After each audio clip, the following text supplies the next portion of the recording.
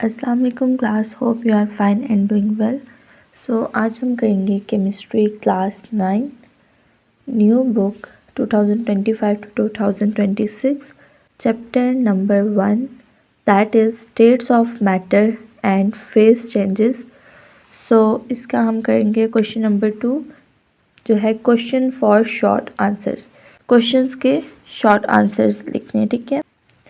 So first question is, why is there a need to divide chemistry into many branches? Give 3 reasons. वो क्या कह रहे हैं कि हमें क्यों ज़रूरत पड़ती है केमिस्ट्री को डिफरेंट ब्रांचेस में तकसीम करने की, कोई सी 3 वजूहात बताएं। सो फर्स्ट रीज़न है हमारे पास, chemistry is divided into branches because it's a very large and complex subject. Chemistry को इसलिए ब्रांचेस में तकसीम किया जाता है क्योंकि एक बहुत बड़ा, और कम्प्लेक्स का मतलब होता है पेचीदा, मतलब कि गुम मिक्सअप हो जाना, ठीक है। तो ये एक बहुत बड़ा, और पेचीदा का मतलब होता है कि मुश्किल हो जाना, ठीक है। आप मतलब एक चीज़ जो है वो बहुत मुश्किल हो जाती है, ठीक है, आपके लिए। तो ये एक बहुत बड़ा सब्जेक्ट है और बहुत मुश्किल सब्जेक्ट है, तब हम केमिस्ट्री को जो है ब्रांचेस में जो है वो डिवाइड करते हैं। सो सेकंड है हमारे पास, it's helps in making learning easier and organise.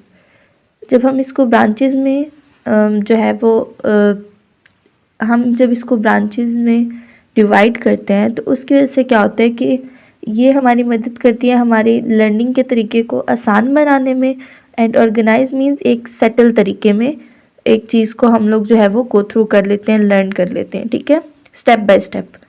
Organise को आप क्या कह सकते, ऑर्गेनाइज को आप स्टेप बाय स्टेप की फॉर्म में भी ले सकते हैं। थर्ड रीज़न है आपके पास, different branches allow specialization in specific field. Chemistry की डिफरेंट ब्रांचेस आपको अलाउ करती हैं कि आप किसी भी केमिस्ट्री की फील्ड में जो है वो स्पेशलाइजेशन कर सकते हैं। फॉर एग्जांपल आप ऑर्गेनिक केमिस्ट्री में भी स्पेशलाइजेशन कर सकते हैं, ठीक है। इस तरह की डिफरेंट ब्रांचेस होती हैं केमिस्ट्री की जिसमें आप स्पेशलाइजेशन करके अपने आगे करियर को बढ़ा सकते हैं, ठीक है, उसको आगे लेके जा सकते हैं। सो फर्स्ट क्वेश्चन का हमारे पास एक सिंपल सा आंसर है। So question number 2 is, reaction में take place due to electrons present outside the nucleus or they may take place inside the nucleus. Which branches of chemistry cover these two types of reaction? तो क्या कह रहे हैं कि जो reaction place होते हैं, प्रेजेंट होते हैं आउट न्यूक्लियस के आउटसाइड पे, और कुछ रिएक्शन जो है वो प्लेस होते हैं न्यूक्लियस के इनसाइड पे। तो कह रहे हैं कि कौन सी ब्रांच जो है वो इन दो रिएक्शन को कवर करती है। सो आंसर है हमारे पास, reaction outside the nucleus are studied in physical chemistry.